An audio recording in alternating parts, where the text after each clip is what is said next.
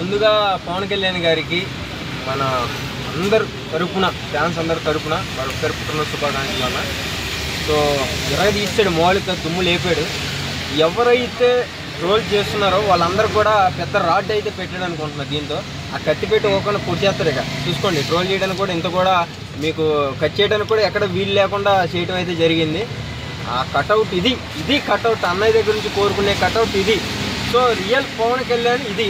మీరు ఎవరైనా సరే దీని మీద కూడా ట్రోల్ చేయాలనుకున్నారంటే మీ అకౌంట్లో ఉండవు, చూసుకోండి. మరి కరెక్ట్గా చెప్తున్నాయి. ఇక పవన్ కళ్యాణ్ అన్న మరొకసారి సింహంలా కనపడ్డాడు. మామూలుగా లేదు అసలు. రికార్డులు మొత్తం మిక్సీలు వేసి పక్కనే వేస్తాడు. ఇక మామూలుగా ఉండదు. ఇక బజ్ అయితే ఆ మ్యూజిక్ ఒక్కొక్క మ్యూజిక్ ఇది అమ్మ లెగుస్తున్నాయి. ఇక్కడ మామూలుగా లేదు అసలు. యాక్టింగ్ ఏంది, ఆ బ్యాక్గ్రౌండ్ మ్యూజిక్ అయితే ఇచ్చి పడేసాడు అనుకో. అసలు ఆ మ్యూజిక్ కొడుతుంటే కుర్చీలు కూడా అదురుతాయి అనిపిస్తుంది నాకైతే.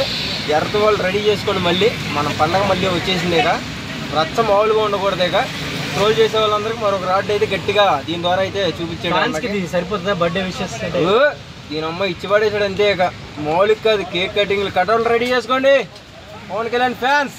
దీని అమ్మ ఇచ్చి పడేసాడు అంతే. బర్త్డే రోజు ఈమె ఇలాంటిది మైండ్ పనిచేయదే కాదు. హరిశంకర్ గారు దానికంటే నాకు అసలు ఆ పోస్టర్ వద్దు బ్రో. అమ్మో ఇది ఏంది బ్రో అసలు. వామ్ము ఆ మ్యూజిక్ ఏంది, ఆ కొట్టుడు ఏంది, ఆ నరుకుడు ఏంది నాయను. అసలు నిజంగా మైండ్ బ్లోయింగ్ అంతే. ఇక దీనమ్మ ఇంకా మొత్తం లేడీస్ అయితే పండగ చేసుకుంటారు పోండి మీరైతే, నాకు తెలుసు. ఇక అన్నయ్యని ఎలా